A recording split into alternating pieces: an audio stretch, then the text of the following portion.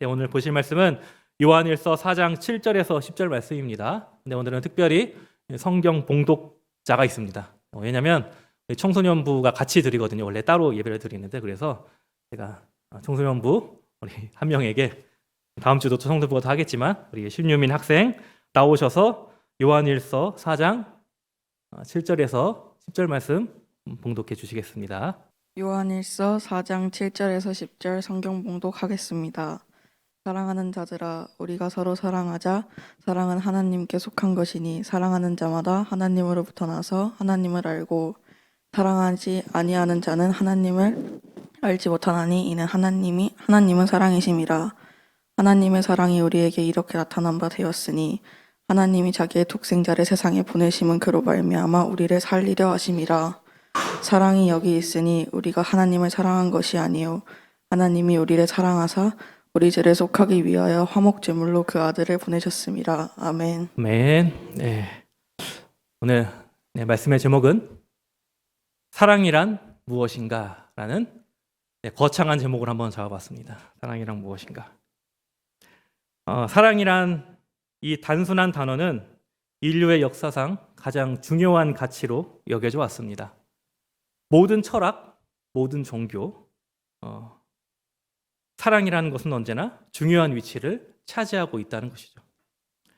사랑을 말하지 않는 철학도 없고 정치도 없고 사랑하지 말라고 하는 종교도 없습니다. 하지만 우리는 어쩌면 가장 사랑이 부족한 시대에 살고 있는지도 모릅니다. 그 이유와 여러 가지가 있겠지만 사랑이라는 단어를 정의하는데 사람들이 각자의 정의가 다 다르기 때문일 거예요. 성도님들은 사랑이라는 단어를 어떻게 설명하시겠습니까? 어떤 사람이 하나님의 사랑에 대해 궁금해 여러분들에게 물어본다면 하나님에 대해서는 우리가 그래도 잘 설명할 수 있을 것 같아요. 천지를 창조하시고 우리를 또한 창조하시고 우리 가운데 성령을 주시고 우리를 구원하여 주시고 이런 일들로 하나님을 잘 설명할 수 있을 것 같은데 어떤 사랑이라는 단어는 어떻게 하느냐에 따라서 좀 이렇게 엇갈릴 수 있을 것 같아요. 하나님의 사랑하면 무조건적, 희생적, 크고 넓으신, 그냥 어떻게 보면은 추상적이고 뜬구름 잡기 같은 사실을 사랑 자체로 이해하고, 하지만 구체적으로는 우리가 설명하지 못하는 경우들이 종종 있다는 것입니다. 사랑이라는 단어를 제가 국어 사전에 찾아보니까 어떤 사람의 존재를 몹시 아끼고 귀중히 여기는 마음을 사랑이라고 정의하고 있습니다. 사전적 정의예요. 여러분 동의하시나요? 네. 어떤 사람이나 존재를 몹시 아끼고 귀중히 여기는 마음이 사랑이라고 합니다. 우리나라 국어 사전에 이렇게 되어 있는 것이죠. 하지만 이러한 사전적 정의는 너무나 사랑을 단순화시켰다는 인상을 받기도 합니다. 예전에 유행가 가사 중에 가수 이용 씨 아시나요? 나이 드신 분들 좀 아실 거예요. 이용 씨. 모른 척 하지 마시고요. 네, 여러분 다 은혜로우셔가지고 은혜만 받으려고 찬송가만 듣고 그러지 않으시잖아요. 네, 가요도 듣고 그러실 텐데 거기서 이제 노래 제목 중에 사랑과 행복 그리고 이별이라는 노래가 있습니다. 사랑과 행복 그리고 이별. 아시나요? 혹시 이 노래? 네, 잘 모르신다면 제가 조금만 불러드리겠습니다. 거기서 사랑을 정의하고 있습니다. 뭐라고 정의하고 있냐면 사랑이란 왠지 모른 척해도 관심 있는 게 사랑이야. 아시죠 이 노래? 네. 그대로 믿을 수 없어 애타는 마음이 사랑이야. 그대 소중한 것을 모두 다 주는 게 사랑이야. 여기 이렇게 해서 사랑을 정의하고 있습니다. 최근에 그래도 여러분 모르시더라도 임영웅 씨는 다 아실 거예요. 임영웅 씨. 그 우스갯소리로 어르신들은 이렇게 결혼식 가면 뷔페나 그런 음식에 굉장히 민감하시잖아요. 결혼식을 잘 보는 게 문제가 아니라 먹는 게 중요한 거잖아요. 뷔페가 아무리 결혼식이 화려해도 뷔페나 음식이 맛없으면은 결혼식이 뭐가 맛이 없냐 이렇게 궁시렁 대시는 분들 굉장히 많거든요. 근데 그것을 한 방에 잠재울 수 있으신 분들이 축가를 임영웅 씨가 부르면 그 불만이 싹 없어진대요. 그런 저도 임영웅 씨가 사랑을 뭐라고 얘기했냐면 사랑은 늘 도망간대요. 사랑을 정의하는 건데 사랑은 도망가는 거다. 이렇게 정의하고 있다는 것이죠. 이게 대중문화 속의 사랑이라면 우리 기독교, 우리가 믿는 신앙 안에서 사랑은 뭐라고 말하고 있을까요? 고린도전서 13장은 우리가 사랑장이라고 많이 부르면서 이렇게 읽기도 하고 많이 들어보셨을 것입니다. 한번 보시겠습니다. 고린도전서 13장 4절에서 7절 말씀입니다. 사랑은 오래 참고 사랑은 온유하며 시기하지 아니하며 사랑은 자랑하지 아니하며 교만하지 아니하며 무례히 행하지 아니하며 자기의 유익을 구하지 아니하며 성내지 아니하며 악한 것을 생각하지 아니하며 불의를 기뻐하지 아니하며 진리와 함께 기뻐하고 모든 것을 참으며 모든 것을 믿으며 모든 것을 바라며 모든 것을 견디느니라 하고 이렇게 사랑을 바울이 정의하고 있다는 것이죠. 우리는 흔히 사랑이라는 것은 질투하고 시기해야 사랑인 줄 아는데 성경에서는 오히려 그것이 사랑하지 않는 것이라고 이야기하고 있다는 것이죠.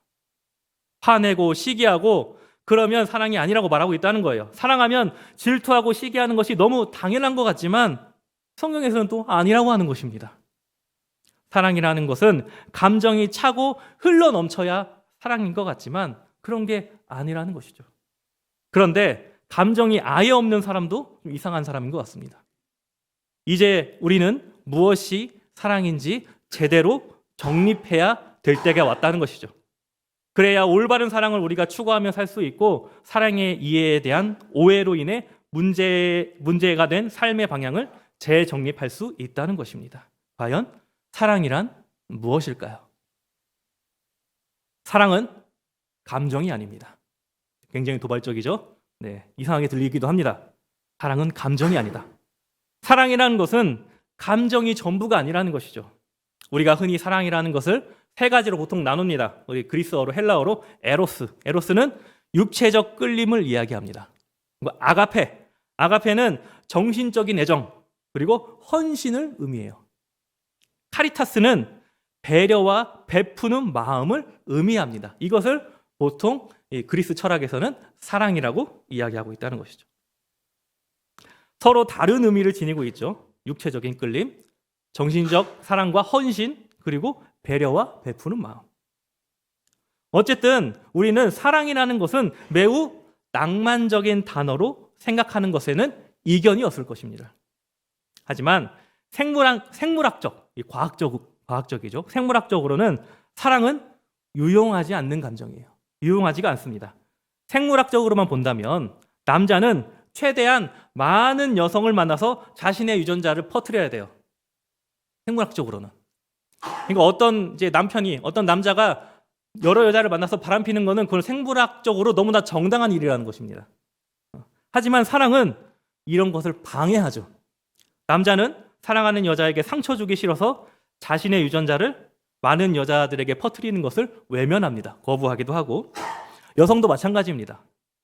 생물학적으로 많은 남성을 만나서 유전적으로 다양하고 건강한 자손을 낳아야지만 하는데 역시 사랑 때문에 그러지 않는다는 것이죠. 그러니까 사랑을 진화학적이거나 생물학적으로 인간의 본능만으로는 이 사랑이 사실 설명되지는 않는다는 것입니다. 만약 한 남성이 여러 이성을 만나고 한 여성이 여러 남자를 만나고 관계를 맺는다면 우리는 그 사람을 이렇게 부릅니다. 저건 사람이 아니라 짐승이다. 짐승이다.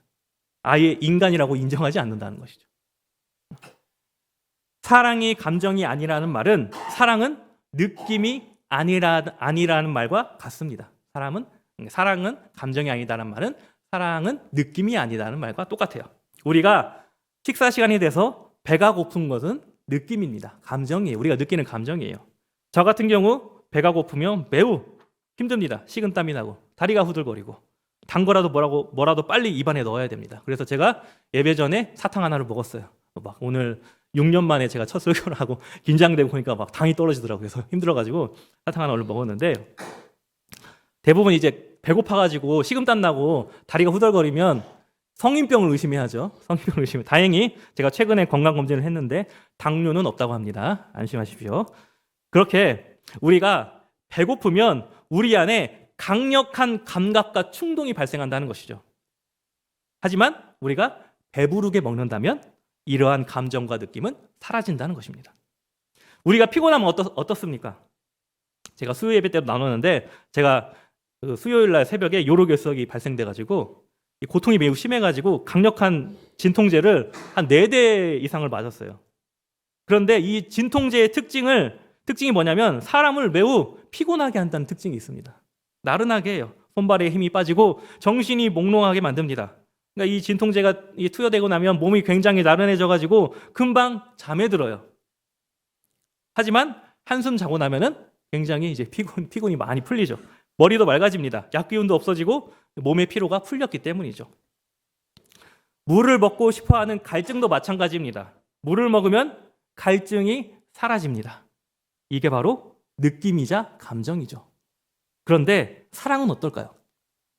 우리 결혼하신 분이나 결혼이 예정되어 있으신 분들 혹은 이성 간의 교제를 하고 있으시면은 한번 상대방에게 오늘 물어보시기 바라요. 만나가지고. 사실 이 질문은 여성들이 많이 하는 질문이라고 하죠. 자, 어떤 부부가 있다고 칩시다. 그 부부가 같이 이제 TV를 보다가 아내가 남편에게 이런 질문을 합니다. 나 사랑해? 이제 남편들은 그 질문을 듣고 식은땀을 흘리기 시작하죠. 내가 혹 잘못한 거 있나? 자신의 죄를 되돌아봅니다. 남편을 회개시키는 방법은 굉장히 단순해요. 나 사랑해? 물어보면 다 회개합니다. 오늘 혹시 내가 잊어버린 어떤 특별한 기념일인가? 이런 생각을 합니다. 아니면 단순히 아내가 혹은 사람이 상대방에게 사랑을 확인받고 싶어서 하는 그냥 순진한 질문일 수도 있어요. 만약 사랑이 감정이라면 나 사랑해 라고 물음에 답하는 남편이 이렇게 대답할지도 몰라요. 사랑이 감정이라면 지금은 사랑하는 그 느낌은 없는데 이따가 30분 후에 다시 한번 물어봐. 그때 되면 사랑의 느낌이 있을 수도 있어.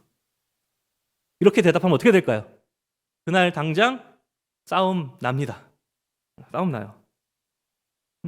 하지만 사랑이 감정이라면 내가 사랑의 감정이 있을 때 다시 한번 물어봐라는 대답은 사실 옳은 대답이라는 것이죠. 감정은 본래 오락가락하기 때문이에요. 생겼다가 없어지기도 하고 없어졌다가 생기기도 하죠. 그렇기 때문에 사랑은 감정이 아니라는 것입니다. 아내를 잠시 미워하거나 사랑하는 상대방을 생각하지 않더라도 우리는 여전히 그 상대방을 사랑하고 있음을 알고 있다는 것이죠. 그래서 사랑은 감정이나 느낌이 아니라는 거예요. 우리가 사랑이 식었다고 이야기하는 것은 사실 감정이나 느낌이 사라진 것이죠. 사랑을 오해하고 있는 사람들은 그것을 사랑이 끝났다고 이해하고 있습니다. 이것을 사랑이 아니라 성경에서는 이렇게 이야기하고 있어요. 감정적 사랑을 성경에서 이렇게 이야기합니다. 바로 정욕입니다. 확실히 정욕은 감정과 느낌이죠. 채워지면 끝납니다. 채워지면 없어져요. 여러분 혹시 담배를 태우고 싶으신 분 계신가요? 담배 한 대 내가 피우고 싶다. 그러면 한 대 태우세요. 그러면 담배 태우고 싶다는 생각이 사라집니다. 술을 먹고 싶으신가요? 술에 취하십시오. 그러면 술 먹고 싶은 생각이 사라집니다. 성적 만족을 얻고 싶다면 여러분 방탕하십시오. 그러면 성욕이 사라집니다. 정욕은 지나가는 겁니다. 그래서 요한일서에서 이렇게 정욕에 대해서 이렇게 말하고 있어요. 요한일서 2장 17절 말씀에 세상도 그 정욕도 지나가는 겁니다. 그렇다고 해서 정욕이 꼭 나쁜 것만은 아닙니다. 이건 우리가 좀 균형을 잘 잡아야 돼요. 정욕을 아예 제하고 사는 삶은 성경에서 원하고 있는 삶도 아닙니다. 정욕은 잘 우리 삶에 균형이 있어야 된다는 것이죠. 정욕은 사실 본능에 가깝습니다. 본능은 우리가 생존하기 위한 아주 중요한 것이죠. 하지만 절제하지 못한다면 우리는 사랑에 가까이 다가갈 수 없다는 것이죠. 많은 연인들이 결혼을 하며 영원한 사랑을 많은 사람들 앞에서 맹세합니다. 그 맹세는 힘들 때나 슬플 때나 기쁠 때나 화날 때나 늘 동일한 사랑을 약속하고 있다는 것이죠. 하지만 우리 대중에게 사랑이란 감정이라는 것으로 계속해서 설명하고 이야기하고 있다는 것이죠. 그래서 우리가 사랑을 이해할 때 감정적으로 동일하게 이해하고 오해하고 그렇게 생각되어 왔다는 것입니다. 감정이 없어지면 헤어집니다. 그게 당연한 일일까요? 죄송하지만 그건 사랑이 아닙니다. 그거는 그냥 정욕입니다. 그리고 자신의 감정을 채워줄 다른 존재를 찾아갑니다. 그게 이성이 됐든 동성이 됐든 아니면 동물이나 사물이 됐든 말이죠. 우리가 동성애에 대해서 우리가 지금 곧 서울 그쪽 광장에서 동성애 퍼레이드도 하고 얼마 뉴스 들어보니까 대구에서 홍준표 시장 막 반대하는데 경찰이 열어주고 막 싸우고 난리가 났잖아요. 그러니까 그걸 보면서 아유 세상이 말세다 이런 얘기를 하지만 이 동성애에 대해서 죄다 아니다 이런 것을 이야기하기 전에 이성애도 마찬가지입니다. 동성애 역시 사랑을 잘못 이해한다는 데서 출발한다는 것이죠. 그렇다면 우리가 사랑한다는 것은 우리의 어떤 면을 보고 알 수 있을까요? 우리는 사랑하는 대상에게 육체와 마음을 모두 헌신합니다. 그리고 그 상대방과 깊은 유대감을 갖죠. 특히 사랑에 빠진 사람에게 특이한 두 가지 마음이 존재하는데 바로 흥분과 안식이란 마음이 동시에 존재합니다. 우리는 사랑에 빠지면 떨리고 긴장하지만 동시에 그 사랑하는 상대방과 같이 있을 때 무한한 평안을 느끼기도 한다는 것이죠. 하지만 오랫동안 사랑하면 이 흥분된 감정과 안식된 감정이 어느 정도 균형을 찾는다고 합니다. 미국의 한 학자가 어느 커플이 오랫동안 사랑을 가장 많이 지속하는지 연구를 했다고 그래요. 어느 커플이 가장 사랑을 오랫동안 지속하는지 연구를 했어요. 그러니까 연구 결과 그 결론이 뭐냐면 성향은 다르지만 기대가 많이 겹치는 커플이 사랑이 오래 지속되더라라는 결론이 있다고 함지죠. 그러니까 성향이 다르다는 것은 나와 다르다는 것이죠. 예를 들어서 저는 치약을 짤 때 밑에서부터 짭니다. 그렇게 배워왔어요. 제 아내는 가운데부터 뚝 눌러 찹니다. 그럼 제가 몇 번 보다가 승질을 냅니다. 사람을 흥분시키죠. 흥분시키죠. 그러니까 성향이 다르다는 것은 나를 흥분하게 해요. 뭐 좋든 이렇게 뭐 부정적 감정이든 나쁜 감정이든 말이죠. 근데 기대가 겹친다는 것은 내가 무엇을 어떻게 살고 나의 삶이 어떤 방향이고 이러한 삶의 그 기대와 그 가정의 비전이 겹치면은 그 사람은 안정감을 얻게 됩니다. 아, 나랑 같은 꿈을 꾸고 있구나. 그럼 사람이 안정감을 느끼게 되죠. 오랫동안 사랑하면 당연히 성적 끌림은 줄어듭니다. 감정은 식어간다는 것이죠. 사실 그게 굉장히 정상적이고 과학적이란 이야기예요. 그 사랑을 하면 여러 가지 호르몬이 나오는데 우리가 사랑의 감정을 느끼는 호르몬들이 최대 300일 이상 가지 않는다고 합니다. 우리가 아무리 넓게 잡아도 그 사랑의 감정은 1년 이상 가지 않는다는 것이죠. 만약에 사랑의 그런 흥분된 감정들이 1년 이상 간다면 병원에 가보셔야 돼요. 호르몬에 이상이 있는 겁니다. 저희 아버지가 이른이 넘으셨는데 만약 제가 결혼한 지 이제 40년이 이제 저희 아버지가 어머니와 결혼한 지 40년 이상 지나셨는데 아직도 제가 어머니를 사랑하냐고 묻는다면 아버지한테 저희 어머니를 사랑하십니까? 묻는다면 저희 아버지는 한치의 망설임 없이 사랑한다고 대답하실 거예요. 저희 어머니도 마찬가지겠죠. 어머니한테 아버지 사랑해요? 그러면 당연히 너희 아버지 사랑하지.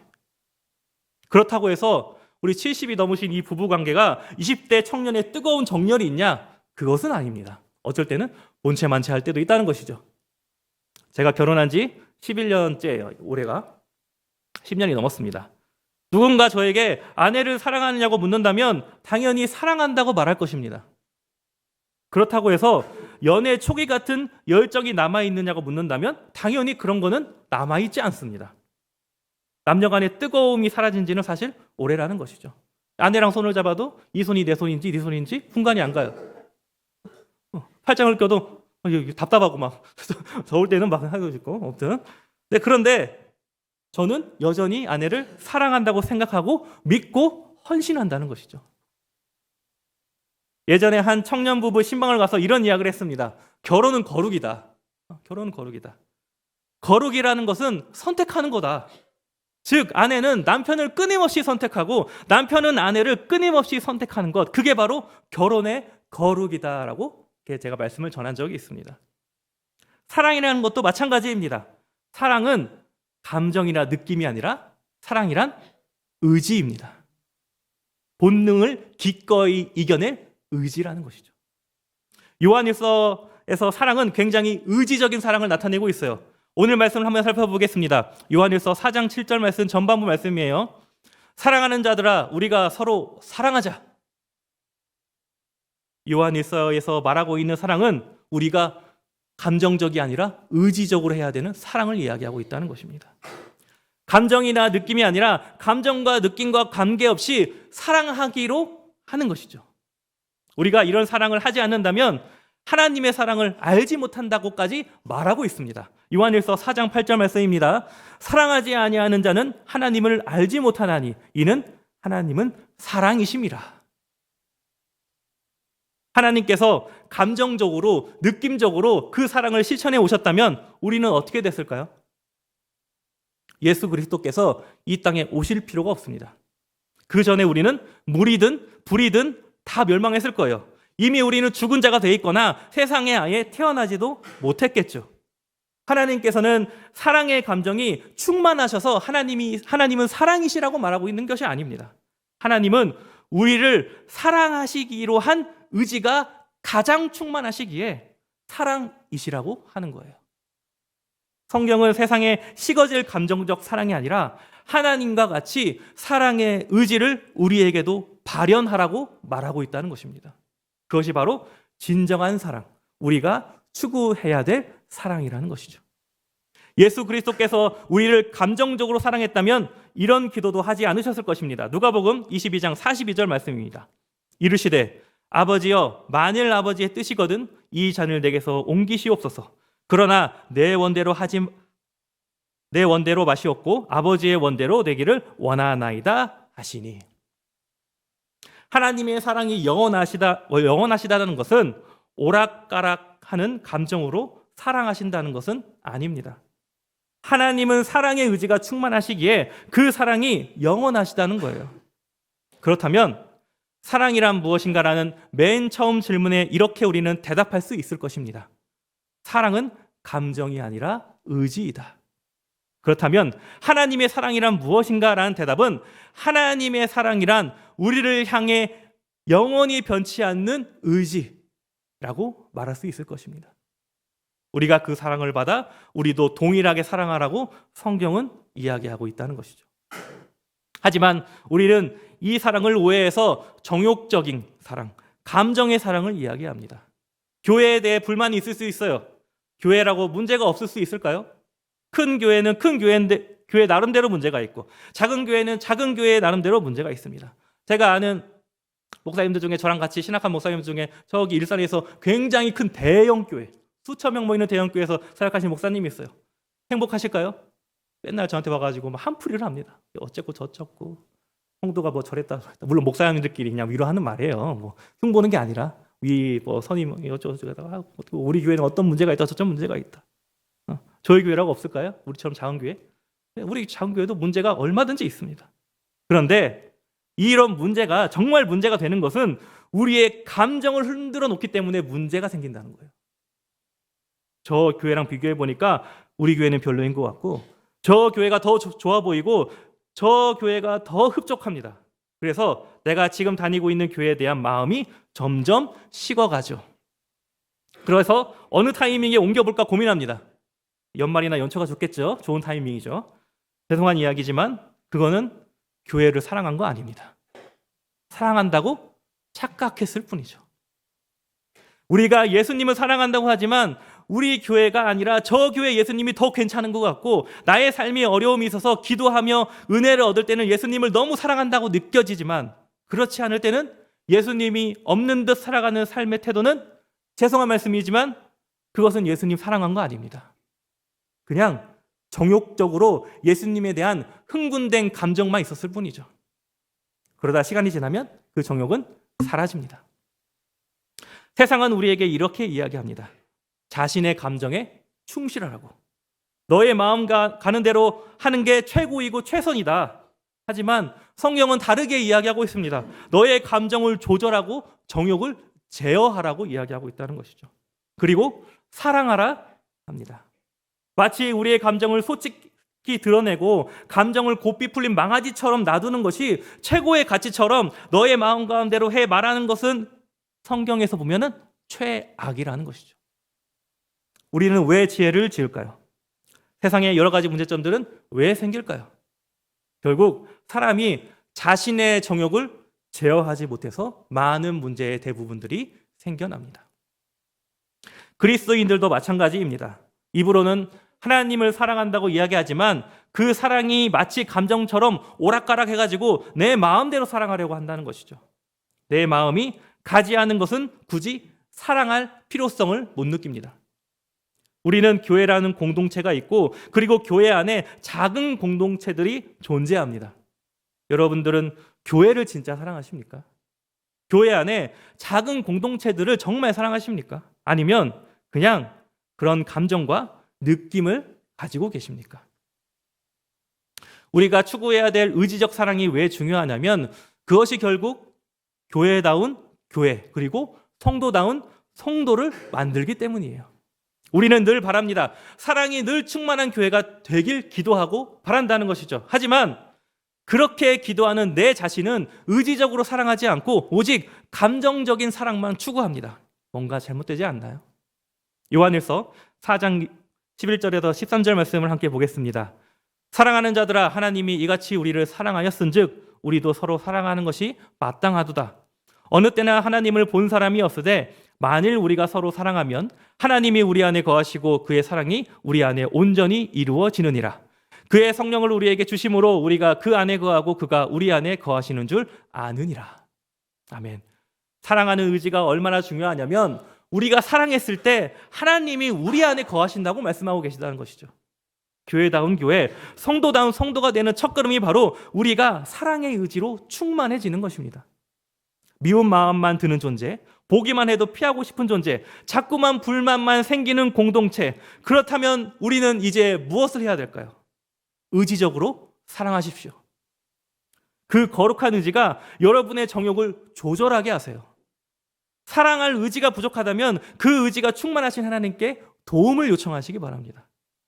우리는 사랑의 감정이 충만하지만 사랑의 의지가 부족한 시대에 살고 있습니다. 그래서 사랑이 부족한 사회인 거예요. 사랑의 의지가 없다면 그것은 사랑이라고 부를 수조차 사실 없다는 것이죠. 의지란 이루고자 하는 마음입니다. 사랑의 의지란 사랑을 이루고자 하는 마음이죠. 하나님께서는 지금까지 우리를 향한 그 사랑을 완벽하게 이루고 계시는 중이십니다. 우리가 혹 죄를 짓더라도 그 사랑을 포기하지 않는 것. 하나님께서는 인간에게 실망하셨다 하더라도 그 감정에 의해 결정되는 사랑이 아니세요. 하나님은 우리에게 실망을 하시긴 하지만 여전히 그 사랑을 이루고자 하신다는 것이죠. 우리도 그 사랑을 닮아가야 합니다. 하나님의 사랑의 의지라는 것은 빌립보서에 잘 표현되고 있어요. 빌립보서 2장 5절에서 8절 말씀입니다. 너희 안에 이 마음을 품으라. 곧 그리스도 예수의 마음이니 그는 근본 하나님의 본체시나 하나님과 동등됨을 취할 것으로 여기지 아니하시고 오히려 자기를 비워 종의 형체를 가지사 사람들과 같이 되셨고 사람의 모양으로 나타나사 자기를 낮추시고 죽기까지 복종하셨으니 곧 십자가에 죽으심이라. 바로 이게 하나님의 사랑의 의지라는 것이죠. 이게 감정으로 될까요? 감정으로는 잠깐 할 수는 있을 것입니다. 하지만 예수님처럼 죽기까지는 매우 어려운 일이라는 것이죠. 예수님의 사랑은 죽음까지 뛰어넘으셨어요. 그거는 감정으로만 되는 일이 아닙니다. 예수님의 사랑의 의지는 지금의 우리에게 강력한 도전을 주고 있다는 것이죠. 그리고 우리도 그렇게 사랑하라. 그 마음을 동일하게 품으라고 오늘 말씀하고 계십니다. 우리 사랑하는 성도님들은 오늘 어떻게 교회와 공동체를 사랑하시겠습니까? 어떻게 가족과 친구들을 사랑하시겠습니까? 오늘 어떻게 남편과 아내와 자녀들을 사랑하시겠습니까? 쉬 없어질 감정적으로 오해된 사랑이 아니라 하나님의 영원한 의지를 이어받는 그런 사랑을 하시길 우리를 완전한 사랑으로 보내주고 세워주신 예수 그리스도의 이름으로 축복드립니다.